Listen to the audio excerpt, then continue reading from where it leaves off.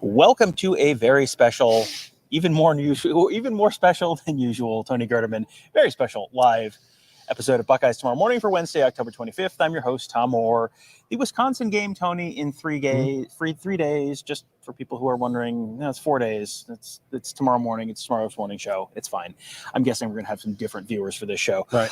The game against Michigan, Tony, in 31 days. So, Tony, we got to talk about the game against Michigan and some of the things that happened in the game against Michigan last year. We got to talk a little bit more Michigan sign stealing. There has been, it feels like we do one of these shows every 6 hours, and there's always like something new, something exciting that has happened since then. Since the last time we spoke about this, Ryan Day was asked about it. Ryan Day did not particularly want to talk about it. Jim Knowles, Ohio State defensive coordinator, was asked about it. A very clever gambit. Maybe he has not been told not to talk about it. He had, in fact, not been told to talk about it.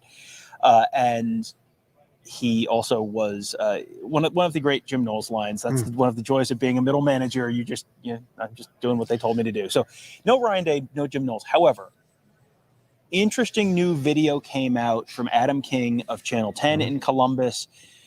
What was interesting about it was this was in the first drive of the game, and it felt like Michigan was real on, up to speed on what was going on with Ohio State at that point. Yeah, it's one of these things where you don't build up a knowledge of the signs based on how things have gone in the first half, because you went into the game knowing the signs. And also, I don't think they brought a laminator onto the sideline. So it's something like, now during the game, we're gonna get the signals, we're gonna figure them out, then we'll get some diagrams, then we'll laminate them. Did anybody bring the 3-ring binder? Okay, we got that. Of course we've got that, because this is how we do it. We do it during the game, in the middle of the action. But yeah, it shows that they went in doing this from the outset. It's not something they learned in that game, but they are doing it in the game, Tom. So enjoy your gray area. Well, and I just wanted to read this tweet from College Football Nerds, National College Football Podcast. They're people that I cite on this show all the time. Really respect their work.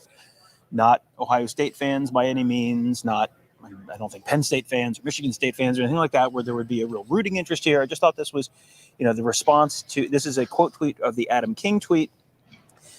They said, on the first drive of the game, the Michigan analyst is speaking to the defensive coordinator, and everyone immediately warns pass. There's no spin here. This is, all caps, bad, B-A-D, like genuine Astros level, possibly vacate wins, bad.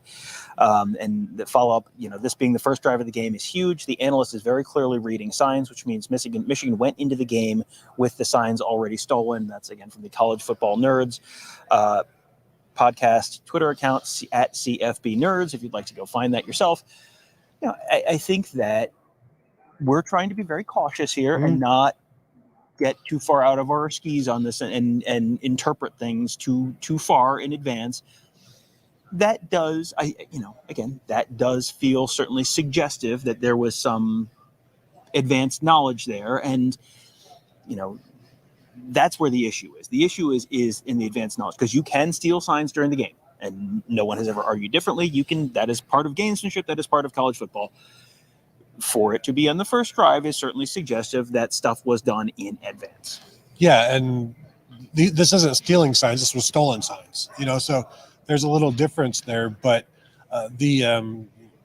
how they got those signs is I guess now the rest of the issue, because you can do all of this during the game, but when you come in already having that information, how did you get it? Where did it come from?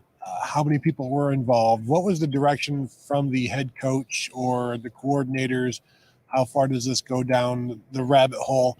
It's not just one of these things. We've got a guy who has an eye, and that he is specifically knows what to look for. He knows what to look for because he's been looking at it for weeks and weeks and weeks on end, and seemingly does this for several of their biggest opponents, maybe all of their opponents. We don't know. But as you said, Tom, this is all there's some circumstantial stuff. It doesn't look great. However, this is what, if you were cheating, Tom, this is what it would look like. This is what some of this would look like. But until all of that is proven, then, we have to stay on the one side of this that says this all looks bad. But, what violations have occurred so far that can be proven. Right. And I wanted to go through on this. My Twitter account has basically been unusable for the last 12 to 14 hours or so. So just to go through some of the stuff that has kind of come up on a recurring basis and just address it here rather than trying to reply to 15,000 different people. We've already hit legal to steal signs in the day of the game. Yes, again, no one is saying that that's an issue. The issue is potentially that stuff potentially happened before the game. There is certainly circumstantial evidence to suggest that there was at least an orchestrated attempt to do that. Let that whole situation play out. Tony, this was a good one. You can pick up stuff on the All-22 or the TV copy, so why would you need to steal stuff in person? Well, and that's a great question. So then why would the person in charge of this need to go and buy tickets for all of these games if you could just do it with the All-22? That tells me you can't do everything that you want with the All-22, or else you would just use that in the TV copy. There is an advantage to going there, being on site, looking at just pointing and never missing anything, and having a clearer picture of just pointing at the coaches and what they're doing. And if it wasn't something that worked, they wouldn't do it, and it wouldn't be done, and you would just grab everything from the All-22 and a TV copy. And one thing, okay, we got a super chat. Super chat, Ryan Dawes, NC2A in-season punishment, how likely? So how likely is an NCAA in-season punishment? I think until I see it, my answer on that is going to be very unlikely. This is something where there's not a ton of precedent in terms of, what the punishment is. There's not a ton of precedent in terms of, hey, this case happens 5 times a year and it always means X. There's not a lot of precedent there. There's not a specified punishment there. It's honestly going to come down to how, the more the Big Ten or the more the NCAA is really ticked off about this and feels like this is irrefutable evidence, the more that's at least plausible. I still think this is probably more of a Big Ten thing. If it's going to happen in the next 2 weeks or whatever, it would probably have to come from the Big Ten, because the NCAA is it's like trying to turn a cruise ship. They don't work that way. If it comes down from the NCAA, you're going to hear about this next May. Yeah. It doesn't feel like that's, crazier things have happened, but it doesn't feel like an NCAA punishment in the middle of this season is real likely to me. No, and I would expect it to come from the Big Ten before I would expect it to come from the NCAA. And I'm not necessarily expecting it to come from the Big Ten, but it's a smaller scope for the Big Ten. This is the biggest thing going on in the Big Ten. This is one of the big things going on in the NCAA. They've got other just... Oh, the NCAA has other problems, you right. say? This is the biggest thing going on with the Big Ten right now. So this is at the front burner. There's no back burner here, and you're putting the conference in a difficult situation to punish a team that is at the top of the rankings among Big Ten teams, but also this is something that the Big Ten is not happy with, and the member institutions aren't happy with. And so it'll be interesting to see. I'm not expecting them to do anything in season, but they're going to be asked to by other schools, like, hey, do something about this. Well, we did, because the guy was suspended. It's like, no, you're not doing anything about this, because this has been going on for reportedly 2.5 years now. And so the Big Ten has done nothing about it yet. So they're going to want to see something, but I'm not expecting anything this year. Right, this season. And I mean, when I say it's more likely to come from the Big Ten than the NCAA, something in season coming from the Big Ten is still like, I don't know, like 20% chance, a 15% chance. It's not real plausible to me that there's maybe this is a crazy, unprecedented situation. You gotta, it also comes down to what can they prove? How irrefutable is the proof? Because if you come out and you say bowl ban this year, which there's really no precedent for that. Guess what Michigan's going to say? Hello, legal injunction, and now I don't have a bowl ban, and now you got to fight it out in the courts. And I mean, and that's it. That's a member that is a core historical member of the league that is going to, is this something that is going to create a rift that is just the absolute unforgivable rift that can never be repaired? Tom, I've seen NAIA. Yeah, they can in Jim Delaney's words, you go D3. I remember a time when the Big Ten athletic directors could vote and determine who goes to the postseason. That is Here's the thing. This is not a legal thing. Like in terms of, well, you don't have the evidence.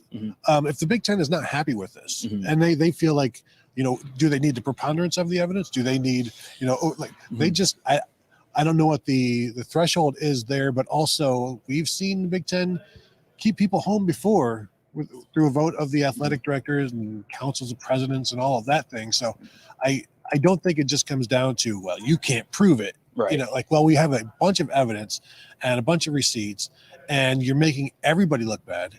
And if we don't do something, then whatever happens, if you go in and win something like this, there will be taint to it. And does the Big Ten want that if all of this is found out to be true? And so you have to kind of prejudge, like pre-act. And that's something they definitely that never happens in football because we've seen coaches hide behind well, you got to let the legal process play out. You got to let the police investigation play out on so many different things. And this feels like another one of those things. In the words of a former Auburn quarterback, as they say, it's an ongoing investigation. Just to go back to what we were talking about earlier with the All-22 and does the TV copy work? The TV copy comes from one side of the stadium. At Ohio Stadium, the cameras are on the west side of the stadium. So the people on the east side of the stadium, the Penn State coaches last weekend, did not have big sheets and play cards and stuff over their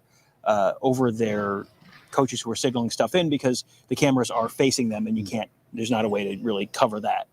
When you're on the Ohio State sideline, the home sideline, which is also on the west side, they have big sheets, they have big cards. This is something that every team does. If you are on the side where the TV cameras are behind you, you can shield yourself from the TV cameras so you wouldn't really be able to steal anything without being on the other side of the stadium, which when there's when there's a report that Connor Stalions had ticket purchases on each side of the stadium for the Ohio State-Penn State game, that would certainly be suggestive of, hey, you're trying to get the front view of both of these coaching staffs. Next up, Tony, Ohio State said that they changed their signals for the Michigan game last year, so therefore the sheet is wrong, the advanced scouting is wrong, and therefore it doesn't matter. Well, if you put a hit out on somebody and the FBI finds out about it beforehand and removes the person from, the hitman goes to the bed and sees them there, and there's this lump on the bed, and they start firing away. But hours earlier, the FBI went and moved this person and got them into a safe house. Is that okay? Is there no longer a crime there for the whole hitman thing, Tom? Not to equate the two. Oh, good. I was worried you were going to equate the two. Not to equate the two, but you can commit a fraud infraction type of thing, and if somebody has to adjust because of it, that doesn't eliminate what the crime here. Also, the process of changing things up, if you are already well aware what everybody is doing and you have so much more information, I think you can also try to figure some of that stuff out in terms of changes. But the fact that, well, they changed it up, so it didn't even work when we stole their science, it didn't work. So yeah, and how much can you change? How long in advance was that notice? Because for example, this week the investigation happened on Thursday.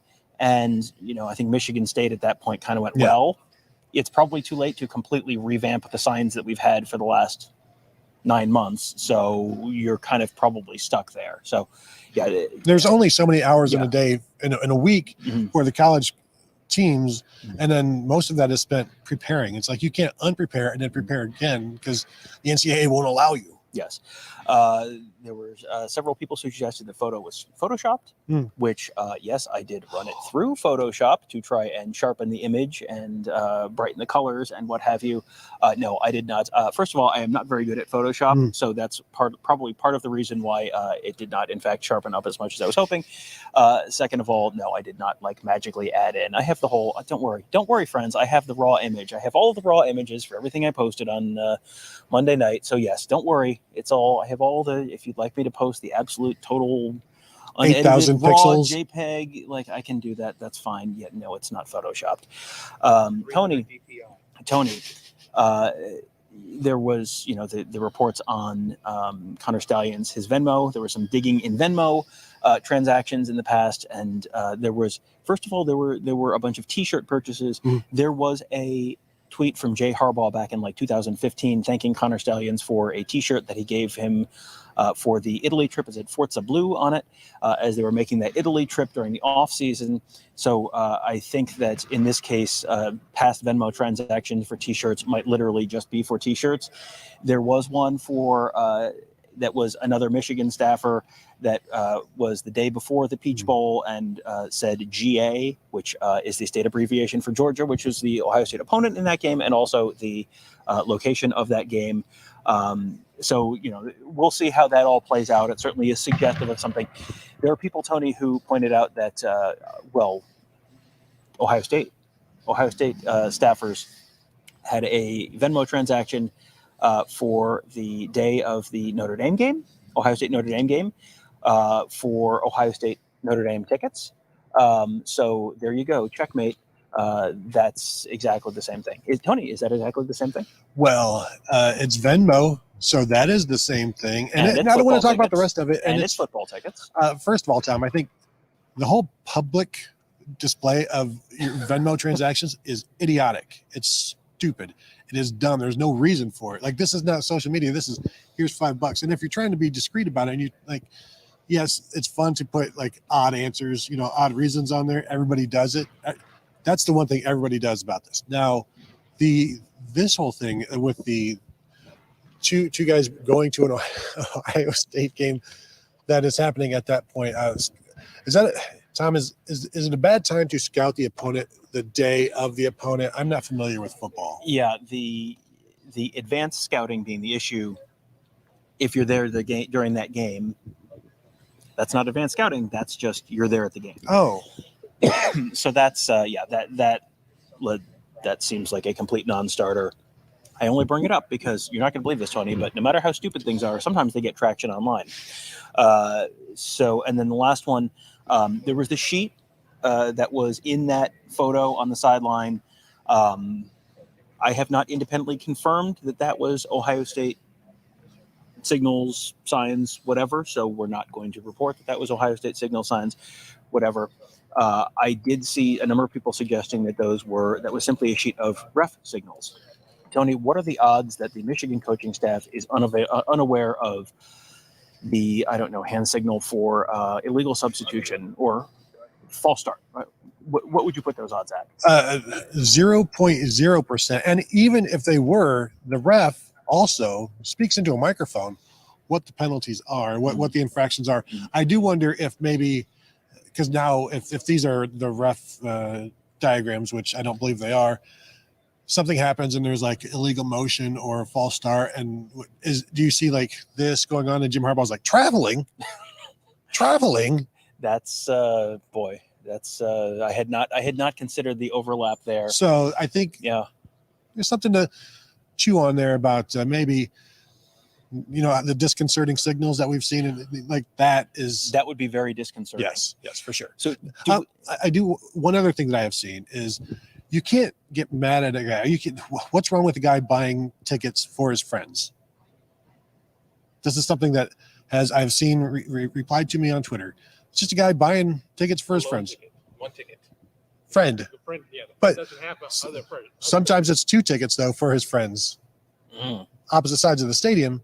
But what's wrong with that? He's just a good person, just a good guy, good friend. Sometimes, you're in the car the whole way to the game. I'm down in the field during these games. I don't want to be up in the box. Right. I spent the whole car ride there. I totally get that. But yeah, I think I have long had a theory, Tony, that the dumber the objections to something are, the more likely it is that thing is true.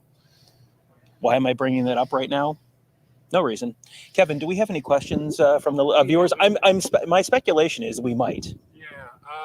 Let me just see here, because you've gone through some of these. Billy Tuesday is wondering if the Big Ten can actually give out punishment. And I think yes. Yeah, I don't see why not. Like, again, this is an unprecedented thing. So there's no back in 2018 when Wisconsin did this, they got this. Like, this has never happened. So I would expect the ability to be for an unprecedented action. Also, you are existing at the pleasure of the Big Ten Football Conference. And again, I think it is. I think the odds of something happening during this season, Big Ten, from the Big Ten are higher than the NCAA. But even for the Big Ten, I think I think that number is very small. No one is predicting this. Today. Yeah. I don't think anyone's predicting this. I would still be very surprised if you saw that. It's possible, but I would still be very surprised if you saw that happen. I think it needs to escalate before that percentage gets like above, like we said, 20, 15, 20%. But at this point, I won't be shocked if it just continues to rise in terms of, the strings that are attached to everybody. Well, and I think I am not the only photographer who has been on the sideline of a game that Michigan has participated in the last 12 months, and Adam King is not the only TV person who has been. So there is probably additional stuff out there somewhere. And so if this shows up and, I don't know, a Rutgers person has video of or photos that illustrate the same basic thing, at some point you do sort of build a little bit of a critical mass, and the evidence gets too much to overcome. But yeah, I'm still in I'll see it when I believe it, in terms of some sort of like immediate action impacting this season. And Jim Harbaugh, his response is, I can't talk about an ongoing investigation. I don't think you can give that response to the Big Ten.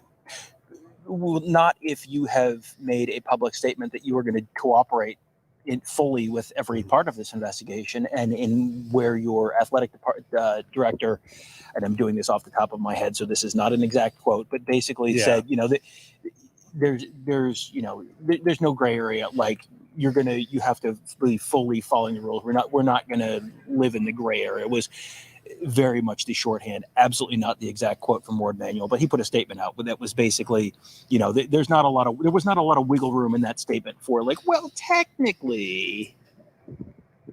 Yeah. Sorry, I was trying to crop your picture to put it in on the show because people were asking. Ryan Dawes going off this with the super chat. How about those Badgers? Oh, is that right? How about them Badgers? Badger, mushroom. Badger, snake. Yeah. Braylon Allen, Jim Knowles talked about Braylon Allen. The best thing he does is break tackles. The quarterback is injured, so the backup comes in, but the offense doesn't really change. They still do the same thing because that's Phil Longo's offense. And so I think the biggest thing is just the Wisconsin atmosphere, the Wisconsin ghosts on Halloween weekend, that sort of thing that exists and you have to deal with. And this is an Ohio State offense that isn't running the ball. And that Wisconsin and Luke Fickell, they're going to be hard-nosed and tough and defensive. And so you've got that to deal with. And I don't know that there's a ton of talent with Wisconsin, but it's the ghosts that I think are the biggest thing that they're going to have to be dealing with, and also the line of scrimmage. This is okay. All right. This is the second time in 2 road games for Ohio State that the primary path to victory for the opponent seems like it involves this place is haunted. Mm-hmm. This is like a Scooby-Doo episode and not a football game. Wisconsin has more talent than Purdue had. Having Tanner Mordecai hurt going to not be great. That is not going to help things. But overall, the talent at Wisconsin is better than the talent at Purdue. So, and you also have the letdown factor the week after the Penn State game. That was obviously a very big game. That was one that they kind of had circled on the calendar. And you have to go west, and you have to go play in a place you haven't played, and it is totally fair for people to get 2017 Iowa vibes off of this. Like, this is the same basic situation. This is not a great Wisconsin team. This is not a Wisconsin team that's going to go 11-1 and be ranked 7th going into the Big Ten championship game. This is a Wisconsin team that lost to Iowa. They lost to Washington State. So, they're fine, but they're not great. If Ohio State comes out and plays a, representative game, they don't do anything stupid. They should beat this Wisconsin team. Wisconsin's offense is not particularly good. And, it's a transition year. They are going from a very run-heavy, ground and pound kind of team to Phil Longo, like likes to sling it around. you're in a little bit of a transition year, and you're without your quarterback right now, and you're without one of your starting running back. I mean, there's a lot there that is going against Wisconsin. So you're in an unless something stupid happens kind of situation for Ohio State. I think this defense is also a little Spangler Egon. They will bust some ghosts, if you will, Tom, because they're kind of really, really good. And so the ghosts can only do so much because the defense will hold things down, I think, especially against this Wisconsin offense. Jay Patel, two things can both be true. Michigan has had a good team, and they freaking cheated. And we've talked about this in a completely different context in the Buckeye Weekly podcast every week when we do the Michigan Monday. Two things can be simultaneously true. Michigan is an exceptionally good team this year, and Michigan's schedule has been a steaming pile of dog poop. That's both of those things can be true. Michigan has done exactly to its team or to its schedule what a good team would do to its schedule. So I am fully on board with the fact that Michigan's a good team. I am fully on board with the fact that Michigan has probably it is legitimate that Michigan is a favorite over Ohio State right now in this year's game. Totally legitimate, 100% on board. But and I think it's almost unfortunate timing for Jim Harbaugh that once the team really gets good is the same time this all comes out. Like this is when this started. It's just bad timing for him. People are going to think that this is all because of the Connor Stallions thing, Tom. And maybe some of it is not even because of that. Yes, I think this is one of those things where if it didn't benefit you, you wouldn't do it. There's no sense in breaking a rule. Yeah. If you are breaking a rule, there's no sense in breaking a rule if there's no discernible benefit to you. So, you go through the pictures and Connor Stallions is standing right next to the offensive coordinator. You're standing right next to the defensive coordinator. Obviously, this is something they're actively doing. These are active conversations that are happening during the game. So, obviously, there is perceived value there. So, the plausible deniability in this is that Stallions tells them, "I got it all from the all 22 in the TV copy." Yeah, but I mean, if you know the stuff that we know, and I'm assuming college football coaches have watched more all 22 than we have, so you would assume that they would know, like, hey, that you can't get that off the all 22 unless Ohio State has forgotten to bring their sheets to hold up and their cards to hold up, which seems kind of implausible. But we also know coaches don't always want to ask a lot of questions. That's I think where you don't want to where did the new TV come from? It's off the back of a truck. Right. It's, and I think one thing that is an important distinction is the NCAA has a rule that basically says the head coach cannot plead ignorance. If it is a person that reports directly to you or indirectly to you, you are responsible for the actions of that person. You cannot just say, "Oh, what's a moida?" Kevin. Yeah, super chat. Jordan Kapler. I'm starting to lose respect for you guys. What little I had to begin with, you haven't even addressed that this could never happen because of the moral superiority of Michigan and the whole Michigan men mantra. Shame. I do think that's part of why this has taken off among so many other fan bases that are not, Ohio State fans obviously have the history with Michigan. Even Penn State fans have the history with Michigan State, but it feels like this has resonated with other people in a way that, when the teacher's pet gets in trouble, it's like, oh, that the fact that Michigan fans, Michigan media in some cases have positioned themselves as, the school that has only failed to win national championship in the past solely because they are too virginally pure and, their football players all just want to go back to reading Greek poetry and taking their best girl down to the shop to get the malt shop to get them malted after the game.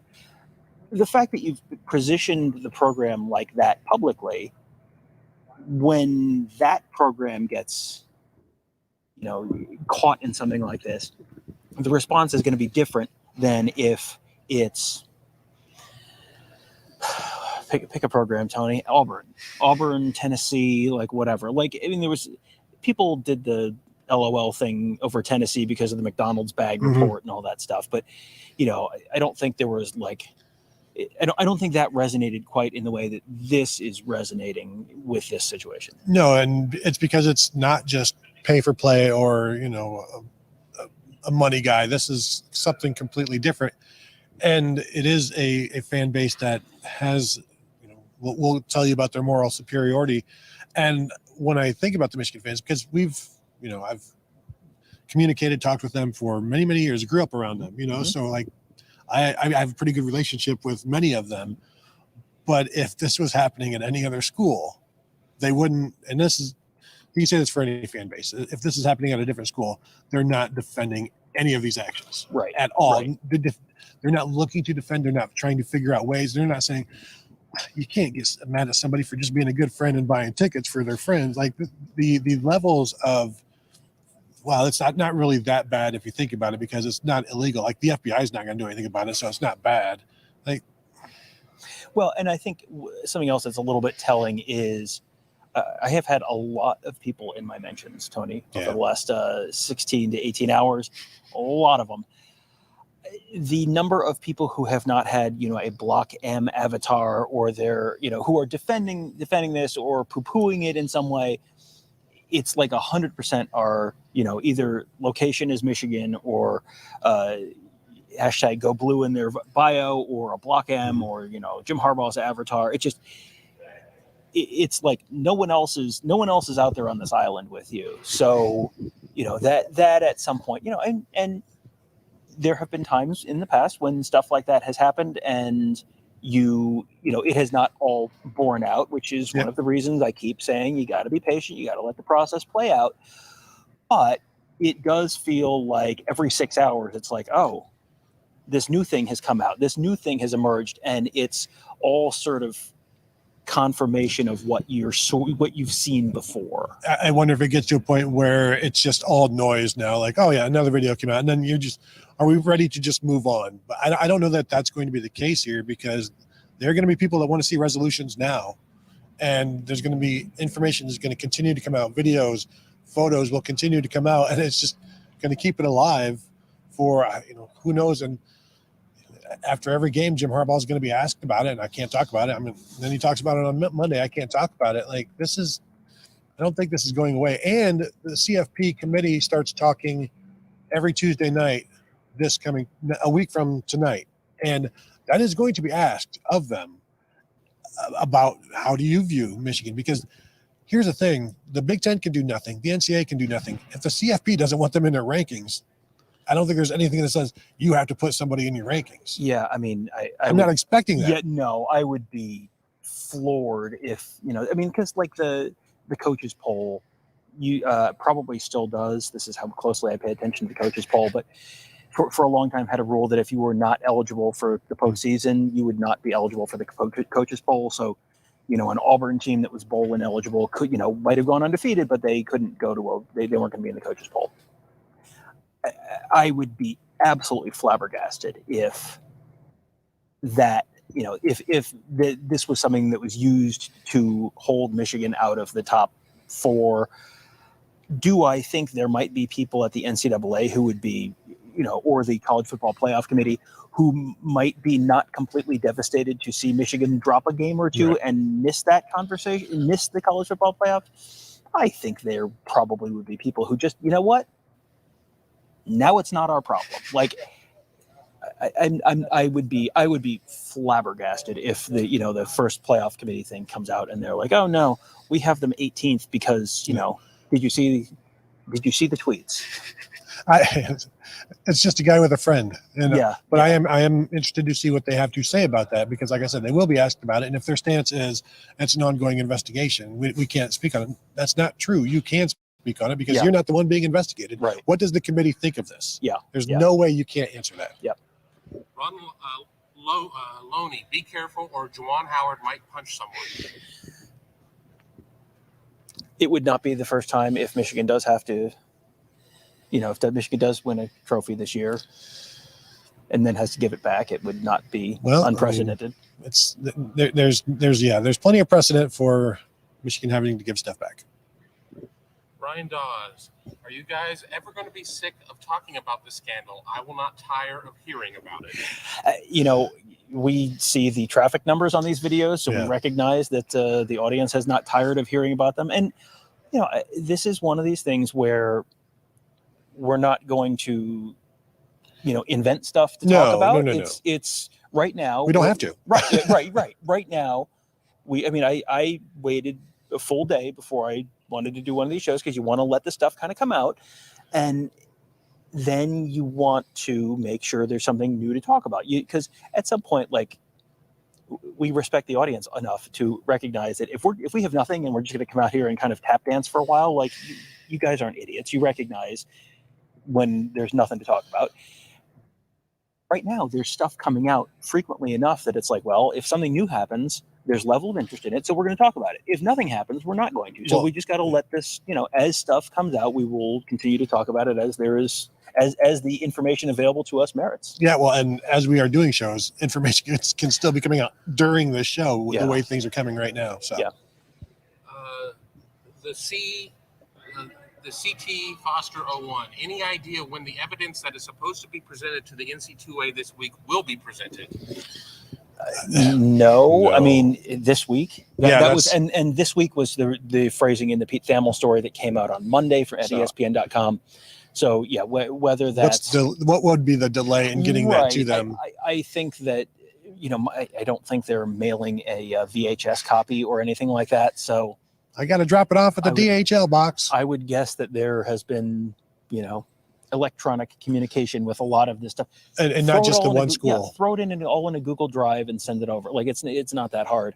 And yeah, as you said, not just this one school. I mean, there was 11 different schools cited in the Big Ten. Just in the Big Ten. So, and we know Michigan's not one of them. And Michigan's not one of them. So that we know of. Yeah, that's that's and there was, I think it was a Dan Wetzel report who said also there were ticket purchases involving non-Big Ten teams, potential future college football playoff opponents, potential opponents, like I think Clemson's name, I think got thrown in there at some point. I mean, there's we'll see how the evidence all stacks up, but it feels like there is potentially going to be a significant height to the pile. Yeah, it doesn't seem like, none of this makes sense. Like, it all continues to make sense. Got one more because we're coming up on our 2:00. Get the heck out of the Woody deadline from Trapland Music. Either way, Harbaugh will be gone after this season. Not sure if the NFL is clamoring for his services, but this is just the beginning. Yeah, either way, Jim Harbaugh will be leaving. I do expect right now this to be his last season. And I kind of felt that way before this, and I feel even more strongly about it now. But I don't know that he's ever going to talk to the NCAA. Like, this is going to be one of those things where you kick the can down, we got games this week, and we got playoffs this week. We got the Big Ten championship. They don't have a game this week, Tony. Well, now he's vacation. He's sick. Got to be out recruiting. I saw Lincoln Riley called in sick to his weekly presser. So I mean, it happens. It's going around. He didn't allow players. Correct. Yes. Yeah. Well, that's a whole separate show. All right. So we'll wrap it up here. It's almost 2:00 on the East Coast. So I don't know, by 8:00 tonight, I'm sure there will be something else. See you back then. But we'll see Buckeyes yet again tomorrow morning on for Tuesday or for Wednesday. Yeah. That was a mid-afternoon show. Yeah. Which this is. So the mid-afternoon show would be recorded in the evening, Tom. We are turning into the jokes that other people do about our podcast schedules. Yes. Say good night, Tony. Good night, Tony. So we will continue to monitor this as further developments happen. We will also continue to monitor, of course, the Ohio State Buckeyes and the Wisconsin Badgers. There's a whole mess of other stuff to talk about with that. Pretty interesting game. Actually got to talk to Ryan Day and Jim Knowles about a bunch of stuff. I was thinking, we'll do a few questions about this, and then we'll get on to that. And good news. We'll do another show and get you all of that information a little later on this week. But you can find all of that information. Tony did a great job reporting all of it today at BuckeyeHuddle.com. Lots of information about what Jim Knowles had to say, what Ryan Day had to say. Plenty of stuff there. Big recruiting week as well. You can find, by the time this comes out on the podcast app, you will have already seen the bonus episode that Mark Givler and I did. It has been a busy week, Tony. There's a lot of information to talk about. Talk to Mark about some guys who were visiting Ohio State last week, including a 5-star cornerback who is potentially trending towards Ohio State. So a lot of interesting information on the recruiting side of things. He's also written about Yes. He's got a recruiting update on the front page right now. Yep. So you can find that at BuckeyeHuddle.com as well. And then you want to talk about it with us? Well, friends, I have a great news. We have the Huddle board at BuckeyeHuddle.com. Members only. Great access to. Huddle board. The Huddle board presented by Jeff Ruby Steakhouse, wonderful Columbus-based steakhouse. We like steaks. Louisville, Cincinnati, Louisville, Nashville. Yeah. But it is a fantastic steakhouse. So make sure you check out Jeff Ruby. Also make sure you check out BuckeyeHuddle.com. Lots of coverage of the team, recruiting, X's and O's, much more, all at BuckeyeHuddle.com, YouTube.com/BuckeyeHuddle, and just search Buckeye Huddle on whatever podcast platform you're listening to this on. You can find all of our shows there as well. That will do it for today. Thank you guys all for joining us. Have a great day. We'll talk to you tomorrow.